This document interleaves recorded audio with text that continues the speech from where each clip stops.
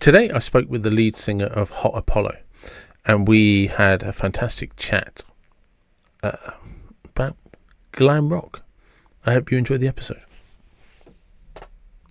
Hello, welcome to the David Watson podcast. Thank you for joining me. How are you today? I'm pretty good. How about you? Yeah, I'm good. And I'm looking forward to this because one of the reasons I reached out to you is you had a description which I've written down, and I don't know why, but do you know when you read something you just like that's fucking, I like that. I just loved it. Yeah. And it was your description. I'm a neurodivergent glam rock singer and poet, and a little bit of dabbling in acting. Fucking brilliant. I just loved it. It's just like there was this kind of, I don't know, it's just like continuity and flow. It's just like I'm a little bit this, I'm a little bit that, but it's all good. Everything's just fine. Yeah. I like people to know, as many sides of me as possible. But I liked it because of its simplicity. There's this kind of characterization of all of these little things, but the way you put it across, it's there's a simplicity to it that's easily understood. Yeah, I that was something I had to work on. I used to be verbose to a fault, and I've learned how to sometimes manage that a bit better so that the point doesn't get lost in the weeds of way too many words. Yeah, but that's tricky for all of us, isn't it? Because we kind of, when we're trying to describe, I find I fall into two categories. If I try to describe myself, I'll either be too modest and reserved, and then I'll be like, well, come on, David, you know the game. You've got to kind of project yourself. And then before I know it, I've written a 5,000 word essay trying to cover every detail. Yeah, no, that happens so much. Yeah, when I'm answering things, they ask a simple question, and my brain just goes into info dump mode before I even know what's happening. I was talking to a friend of mine, Lewis, today, and I don't know if you suffer. We were talking about overthinking, and he was comparing. Yeah, his wife doesn't worry about anything, and him and I just telephoned him out of the blue originally because he messaged me the other day and just said, oh, by the way, I finally got around to getting a rowing machine like you suggested. So I got around today to ring him up to talk about the rowing machine and say, how's it going? 2 hours I spoke to him, never once mentioned the rowing machine in either one of us, right?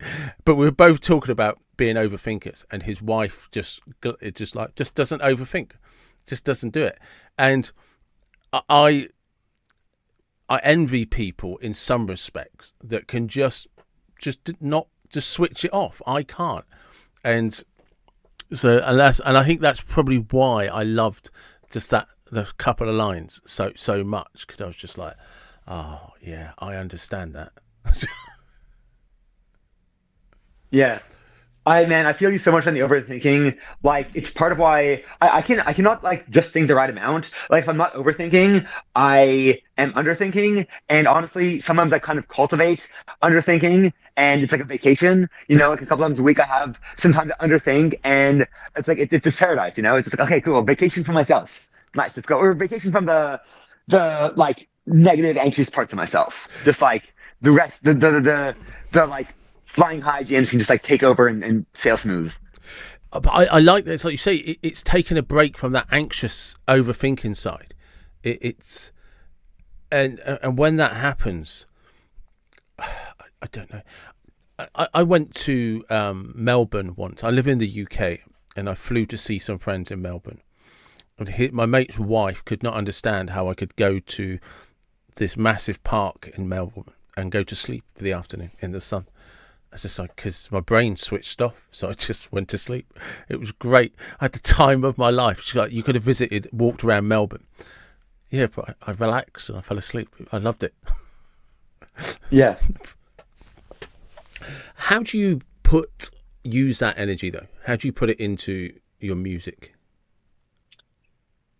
I don't know, so many different kinds of energy, and almost all, if not all, are firing at high power all the time. And music is just a great outlet, especially performing it, because it's I just get on stage and I'm a dynamo instantly, and and I have like energy to spare, and that is having an outlet like any kind of art is so healthy because it kind of channels whatever kind of energy is in me, whether it's positive or negative, whatever, some mix at the moment, into something productive.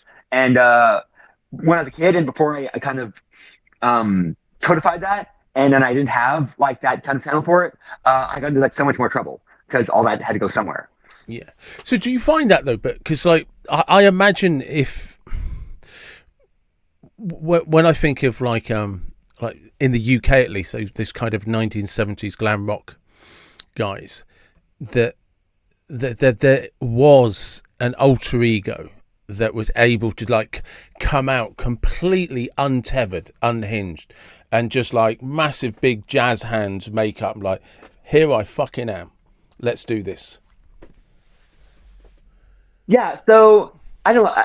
When I was a kid, I would like study, like my rock and roll idols, and I would notice there were some people who were like completely different on stage to off stage, and there were some people who like maybe they were emphasizing a different aspect of Mm. themselves, but it still was like them on stage, and that was like where they made sense, and that's how I felt.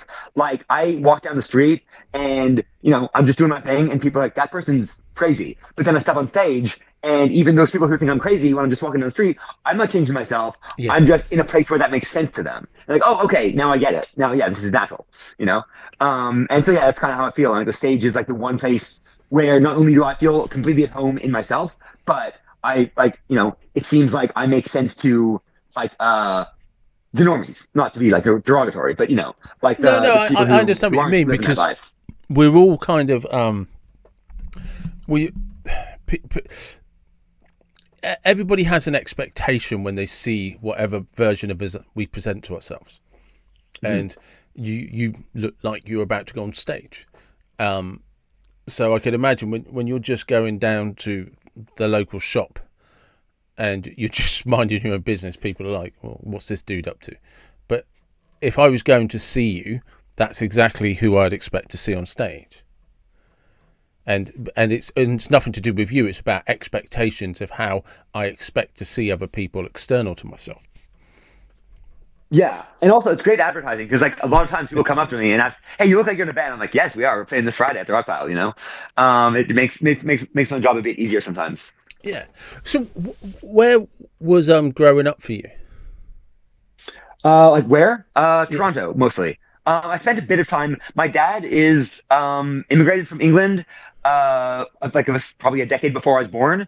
And so I spent some of my childhood in London with his family, but it was mostly Toronto in Canada. Okay. Whereabouts in London?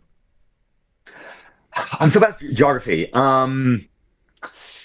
Okay, when I was with my grandmother, it was what's the part of town with all like the super homogenous, like old school, like fancy white houses? Oh, I'd say most likely West London or Yeah, probably that. Bath. Yeah. Bath is very famous for white houses, but that's the opposite side of the country. Yeah, they're like very old school, and like they like I learned recently that like they weren't just like built out like 200 years ago. They were like they have to be built whenever they're built like, in a very specific style, so it all looks uniform. Yeah. And then there was another place with my cousins that was like felt more like central, more like downtownish. Yeah, like, even in Toronto, I don't like really Yeah. like people like mention names of neighborhoods. I don't know where they are. I don't know. Oh, I've been there, but like I don't know the name. Yeah, I don't have a head for that kind of like. I'm not No, a photographer. I can be a bit like that. I can drive somewhere, but if you ask me what the road is, don't know. And it's just like, but you've Yeah. been there 20 times. Yeah, I know how to get there. I don't know the route. I don't know the roads. I don't know what it's near. I just know how to drive there. That's what. What I what I do know is I ended up spending most of my time in Camden. That was Yeah. like that felt like my favorite part of the city when I like last few times I went there. Oh, I wonder if the white buildings was Notting Hill. Maybe it's like from what I've seen of like Notting Hill, like it did have that kind of vibe. Yeah. Yeah. No. Yeah, Camden. my mother would know. I could ask her sometime. Yeah. Camden would be a nice place to hang out. To be fair, if you're young, if you're Yeah, a teenager, Camden. that's where I kind of like first kind of developed my sense of sartorial style. Like browsing through the old like vintage shops there. Yeah, of course. Yeah, yeah. Back then, it Yeah, would. I haven't been yeah, to Camden for over 20 years, but it would have been a great place to vintage shop, record shops, and just. And also, like I said, I haven't really been to London. I did live there for a few years, but I haven't been there really for over a decade.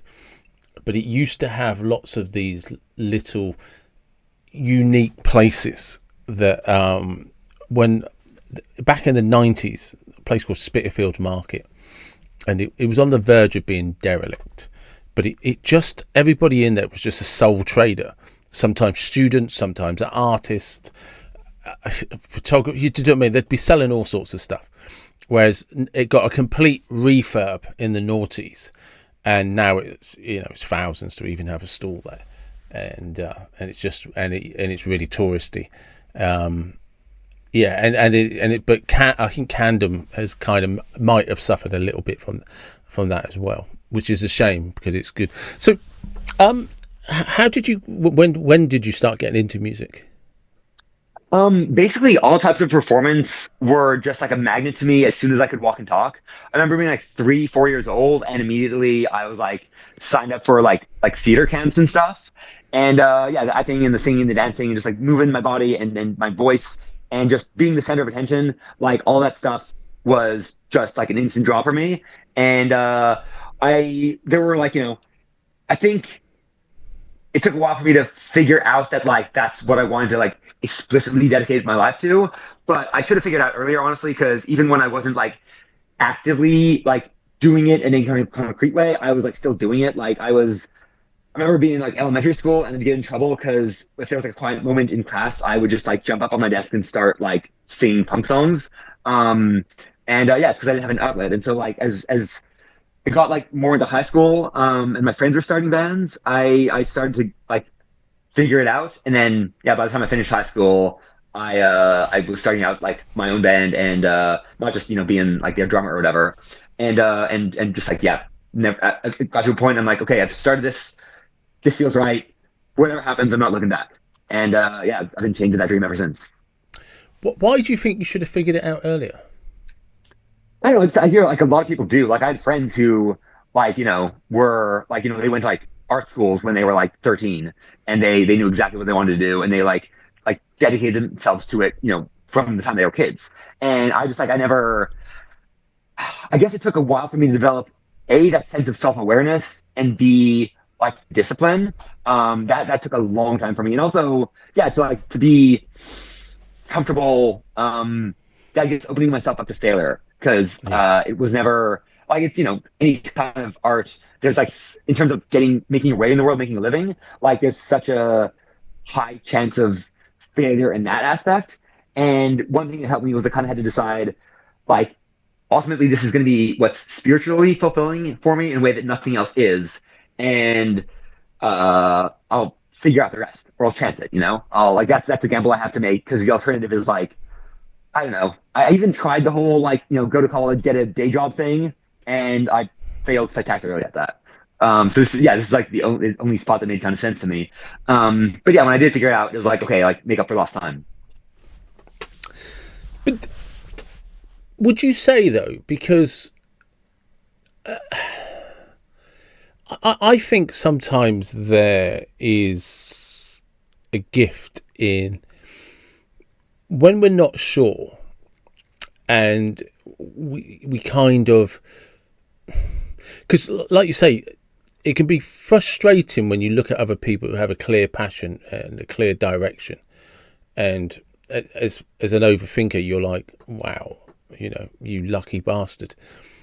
And but I think there's a benefit with what you were saying, that you actually went to college, you did a day job, you did all of that, and then you realized, no, this isn't who I, do you know what I mean? And I like this isn't what I'm about. This is what's wrong.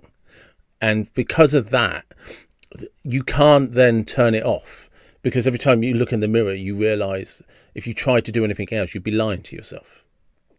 Yeah, I mean, I didn't like, it wasn't purely internal realization. Everyone around me was telling me too. Like I was at like uni for like a year and a half, and I realized that the courses I was taking weren't actually going to get me a job outside of academia, which I have friends who are academics and I love them and respect them. I admire their passion for, like annotating like 500-year-old texts and stuff, but like that's not me. I've got my Mm. own texts to write. And I got an internship at like, one of the biggest newspapers in my city, in my country actually. And that's because like my elementary school friend, like his dad was the publisher. I got an internship and I was there for like a summer. And, some people just thought I was cool, but like, I mean, I get in trouble just for the way I dress. Like the human resources are like, you're not allowed to wear leggings, you have to wear jeans. I'm like, I haven't worn jeans in like 5 years. What are we doing? And yeah, it was a disaster.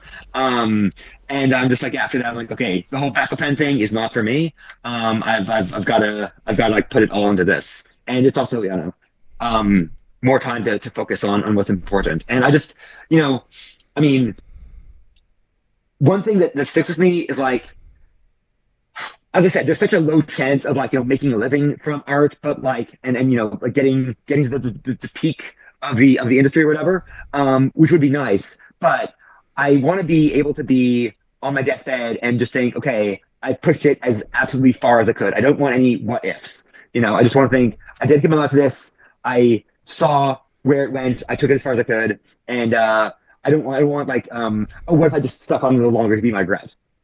Yeah. Do you remember your first time, how you felt, with the first time you got on stage, how you felt as you were getting ready to do that?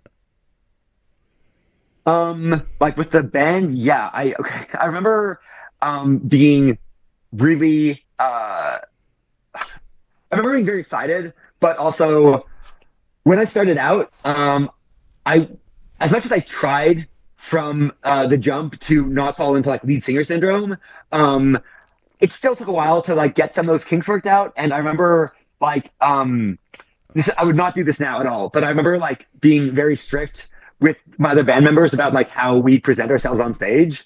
And I'm like, okay, all you guys need to my guitarist like had like a beard and mustache at the time. I'm like, okay, we all you need to shave before you go on stage. So he's like, okay, fine, I'll shave.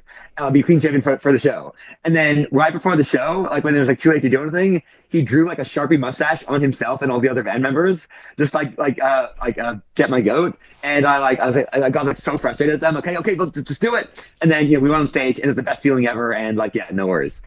So yeah, that's how I felt before and like during and like as soon as I stepped on stage with my band singing my own songs, I'm like, yeah, there's no going back. This is the best feeling in the world. This is why people get addicted to stuff. This is why, like I've never, there, some things I haven't done, but like I hear people like destroy their lives over them. I'm like, yeah, this is that for me. This is the juice. Yeah, I do. I mean, I always wonder when it comes to addiction. I've had friends who've had addictions. I lost a friend a few years ago who had addiction. And a guy that I used to share a flat with, he's an amazing bloke. And I've always got too bored with things to get addicted to stuff. But I've always wondered, because there's like this weird alter ego that needs feeding. And the podcast to some degree kind of enables that, because I get to kind of... I was talking to somebody about this recently. If somebody reaches out and says to me, oh yeah, I enjoyed the episode, say somebody contacts me and said they enjoyed the episode between me and you, I'm really okay with it. But when it's somebody that knows me, if it's a friend of mine actually says, oh yeah, I listened to your podcast with that glam rock singer, I don't know how to respond to that, because I don't associate anything to do with my friends and family with my podcast. It's just me, headphones, and whoever I'm talking to. But I realise it's a character, it's an alter ego that kind of needs time, just needs moments of expression.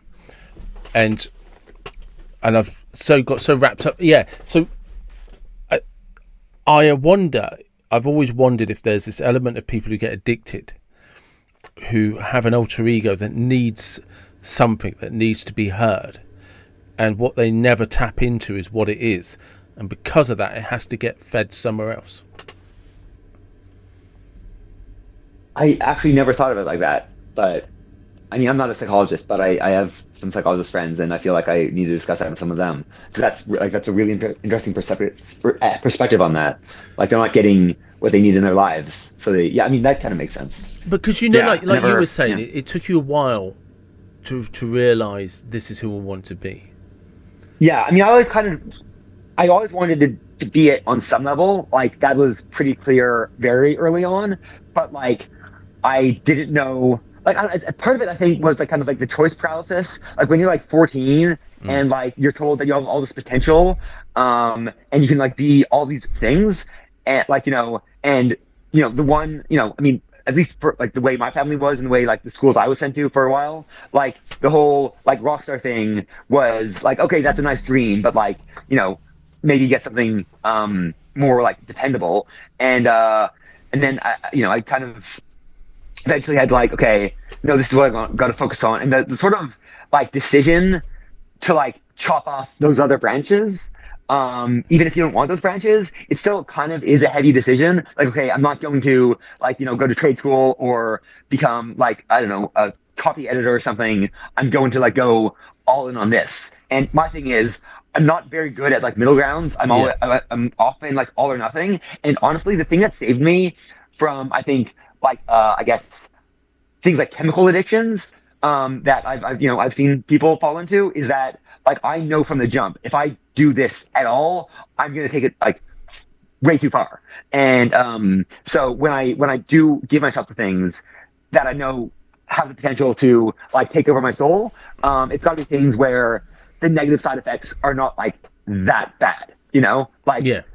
like I go all in on like music or the gym or like relationships or whatever. And if something goes badly, like okay, not ideal, but like I'll recover pretty easily. I haven't it's not. There are like life changing side effects from it. I mean, I guess in this case in music, there are life changing side effects in that I'm not doing something else with my life, but that is just like life in general. You've got to be okay with choosing one path over another, not be paralyzed by what could have been.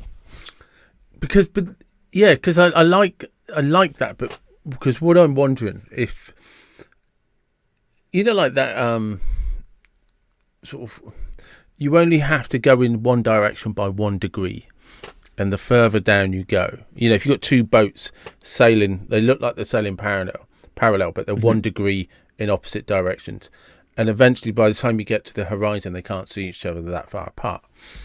Well, that can, to me, when I think about that represents a fork in the road for anybody. But for some people, like I can see, like from the way that you present yourself and that passion, that there is something that you're able to connect to, and like because you went all in. Do you know what I mean? It's just like, we can do, I can do this, and this is how I'm going to do it. And I wonder, and like I said, I don't know why I've thought about this. Because I've probably had friends that died of addiction, and they were like crazy passionate people, and I always sort of thought, you never had direction, you never had that one thing.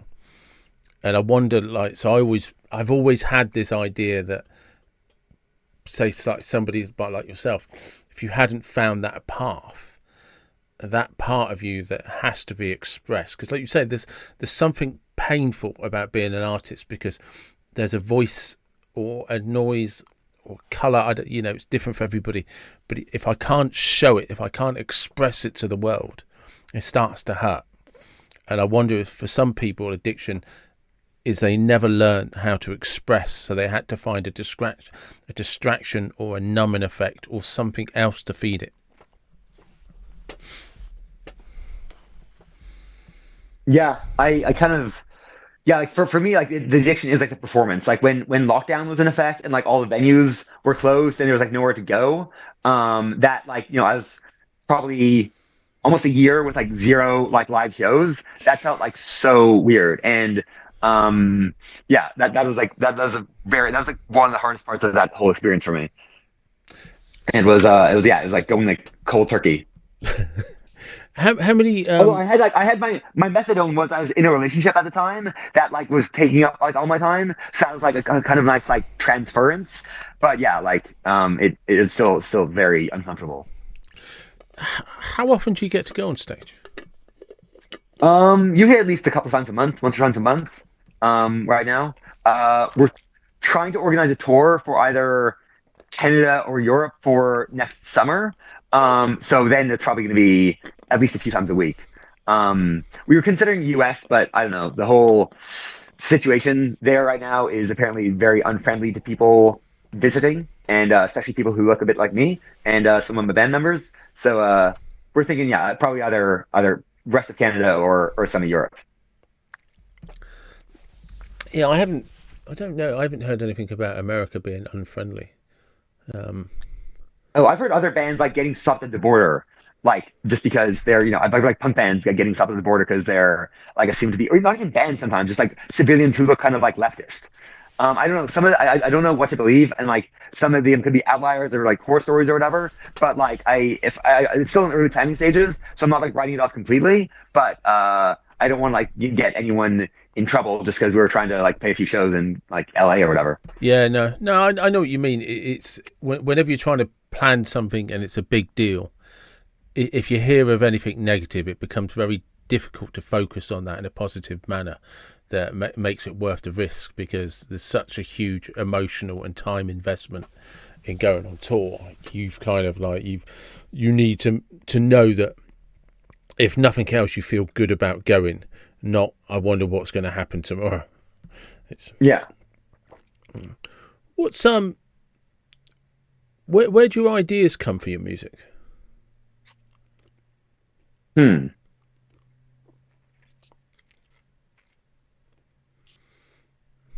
A lot of times it just feels like they're like always in me, just like waiting to come out. But um, I don't know. A lot of the themes that like recur are those of like fantasy and romance and I guess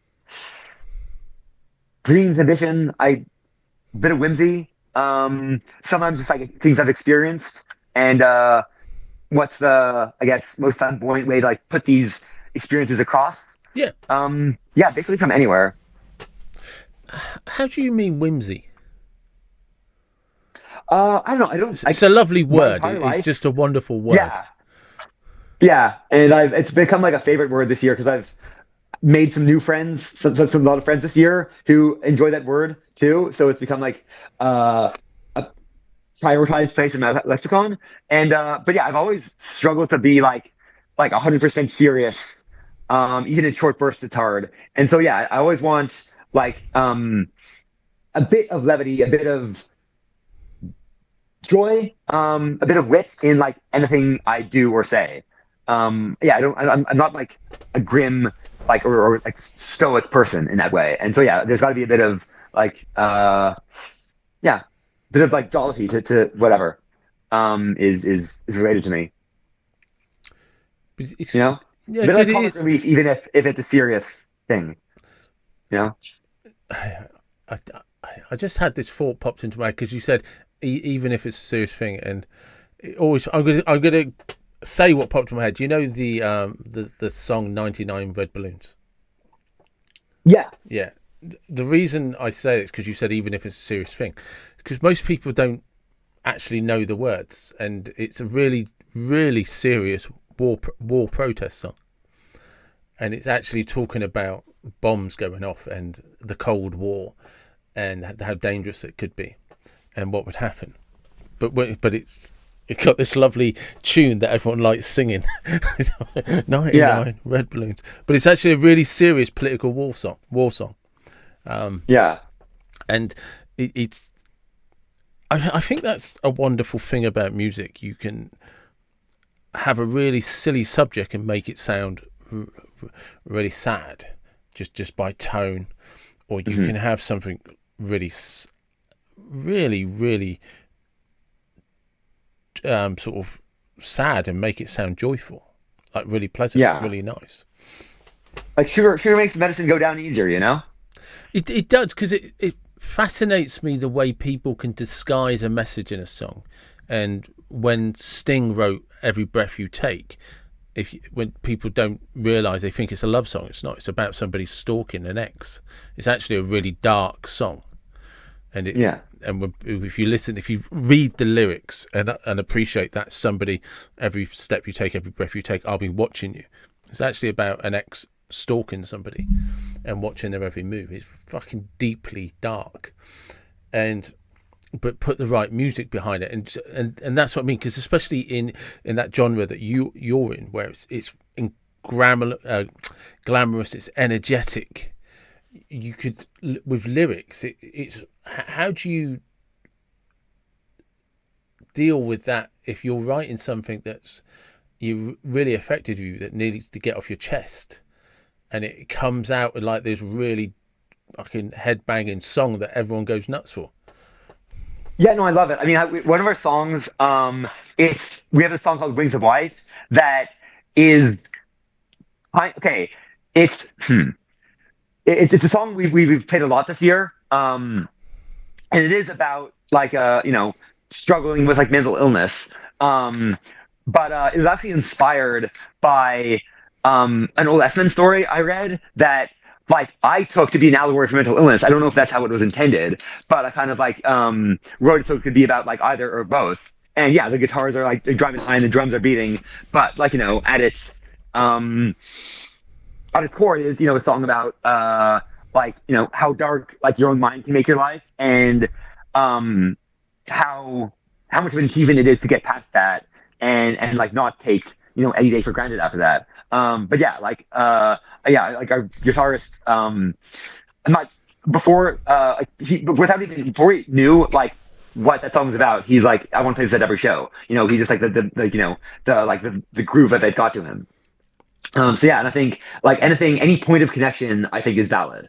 Like, and then if it connects enough, then you'll get like deeper into it. Like even me, like I'm a lyricist. Like first and foremost, that's how I got into music. Usually, when a song grabs me, it might be the vocal style or something about the music that gets to me, not necessarily the lyrics. But I'll listen to it over and over again hundreds of times, and more the lyrics will get to me, and then it'll become even more important to me because of that. So it's kind of like it's a very like come for the groove, stay for the message thing. And that I think that's like, at least for me, how music is the best at connecting and getting a message across.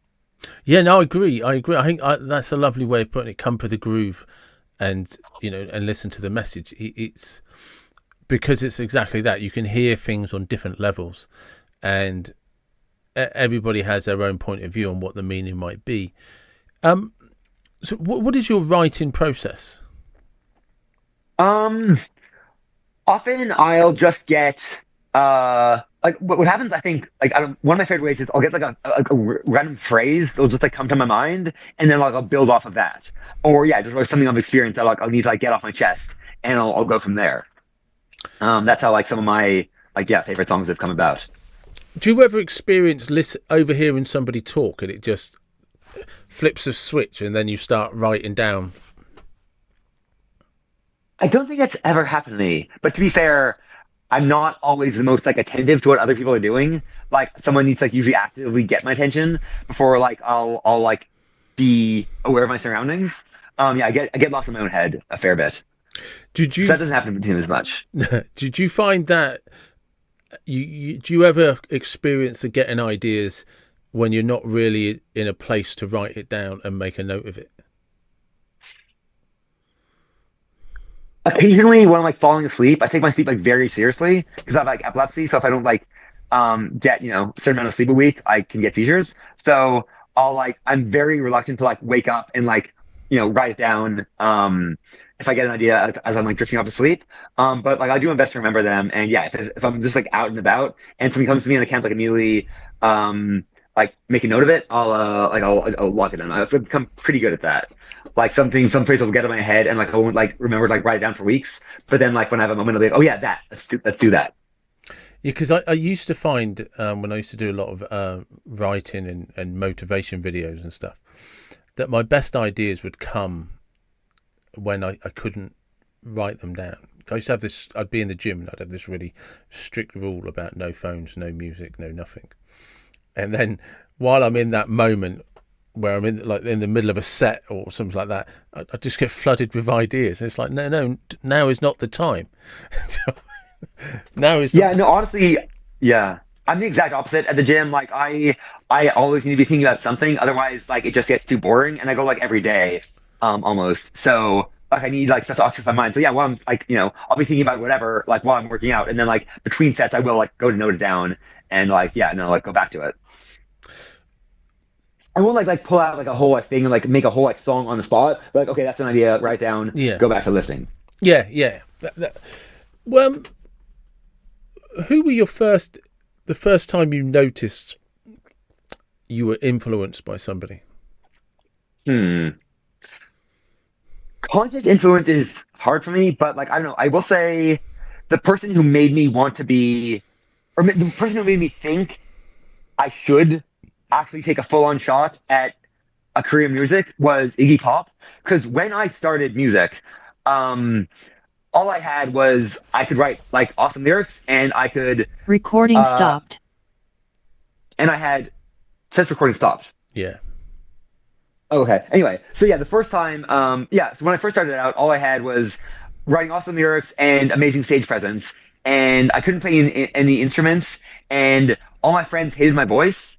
And I thought, like, there are some like famous, musicians who like could play guitar but couldn't sing or whatever, but like I couldn't think of that many who couldn't sing or play an instrument and still like had a successful career. And I thought of Iggy Pop, and that guy just like shouted for at least the first 2 years, and he's still around, he's still doing it, and he's like almost 80, if not over 80. And I thought if he could do it, I should. I owe it to myself to give it a shot.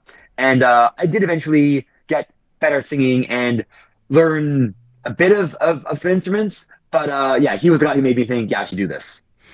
So you predominantly a front man then? Yeah. Because and what? Because I think it is. I think Roger Daltrey, who was of the Who. Yeah, love those guys.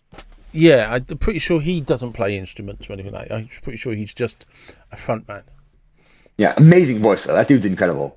Yeah, I mean, when you were talking at the beginning about energy and what you bring, you could imagine that guy when he comes on stage, the whole room gets that sort of shiver with his energy as he comes on, and and that's that whole kind of persona thing, isn't it? When you walk out on stage, you've got to match an expectation.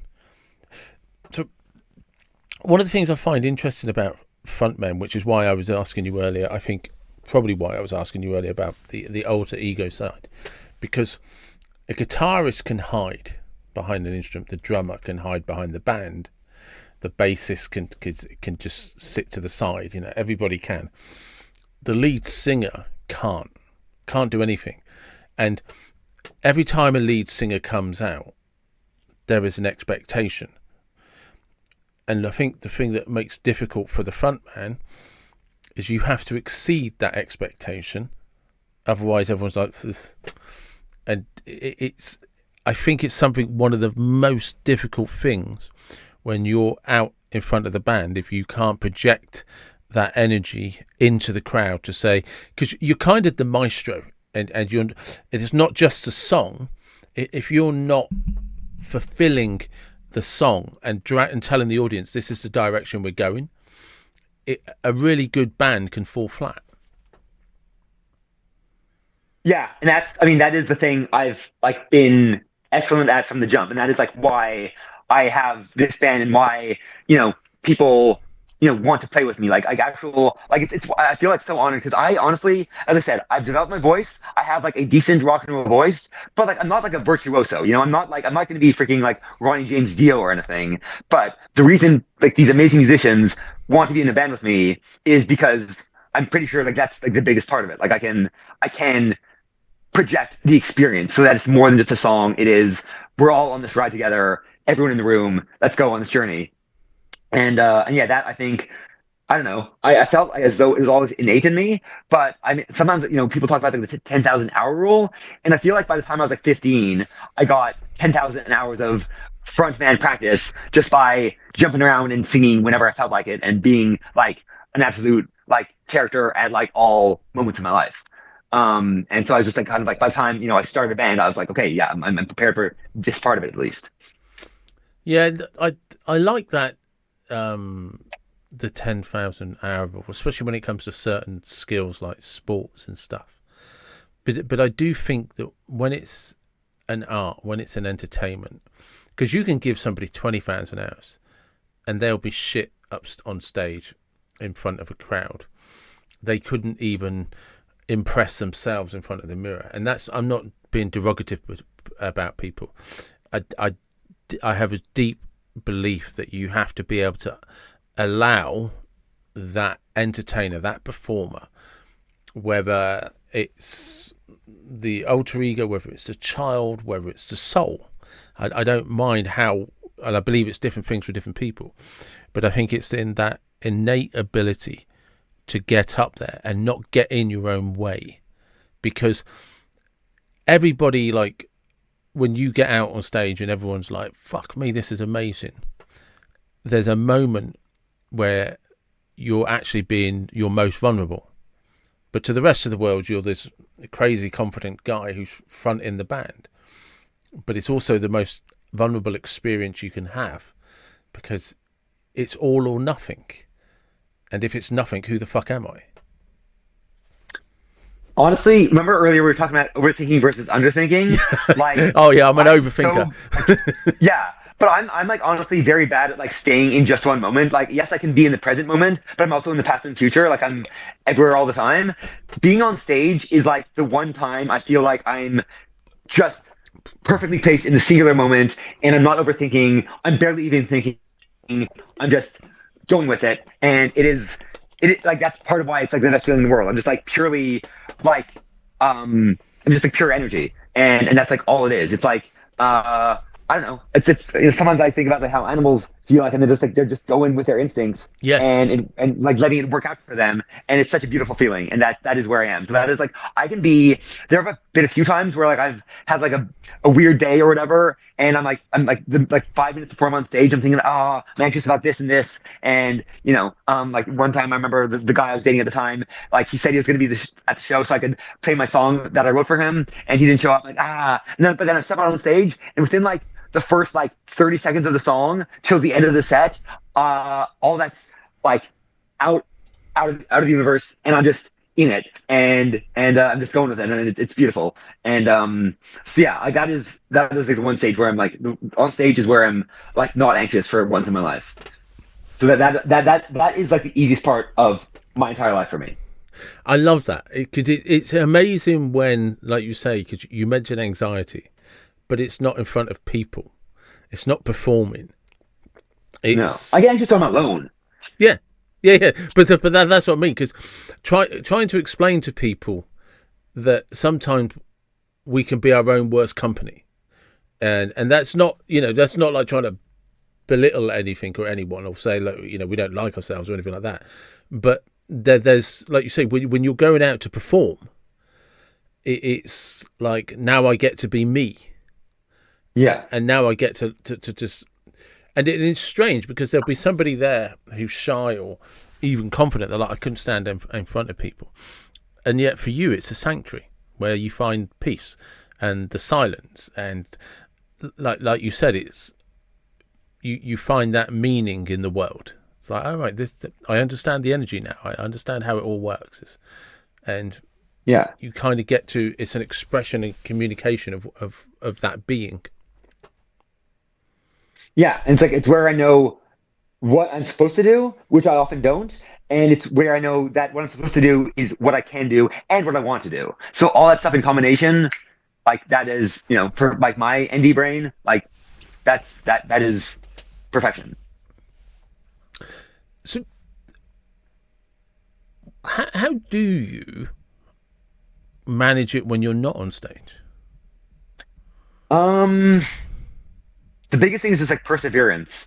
Like I do my best to not give attention to the anxious voices in my brain as much as possible, but sometimes I step up. Sometimes I step up a lot, and I just have to like do my best to just like keep on going. And like in almost every situation, if I can decide what I want to do, then that decision's made, and whatever voice in my head is telling me that I'm bad, that I suck, that this decision I made is the wrong one, I already know what I'm going to do, so I'm going to do it, and not let that stop me. But it can be very uncomfortable at times. And it's usually when I'm alone, like, I guess, I don't know, I'm so extroverted that like even when I'm physically by myself, like I need some conversation running, and so I'm conversing with the other me's in my brain, or the other. So some of them aren't even me; they're just those negative like anxiety demons. And so I'm like, I accidentally fall into conversation with them, and then cool, that's the next like hour. I'm just gonna be like, some part of me is gonna be lost in anxiety. But then I open the door, friend comes over, and then I can like get away from that, turn my attention elsewhere. And yeah, sometimes I do need um that like external thing to focus on, because even like I'm like a multitasker by nature, so even if I'm like focusing, doing my best to focus on my tasks and get them done, and I am getting them done successfully, like the like inner dialogue is still going, and if it's a bad one, it's going to be bad for a while. But I've gotten better at like overcoming that. When I was you know 14, 15, a few bad thoughts could knock me out for weeks, even longer, and now it's like, okay, even if I have a bad like afternoon, I'll have a good night usually.